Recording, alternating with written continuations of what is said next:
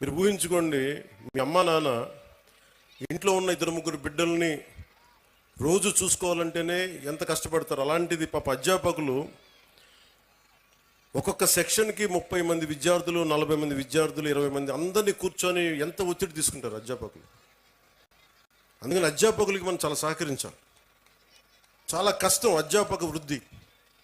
ఈ దేశం బాగుండాలి అంటే కాంట్రాక్టర్లకు కాదు మనం పెట్టాల్సింది డబ్బులు, అధ్యాపకుల మీద పెట్టుబడి పెట్టాలి.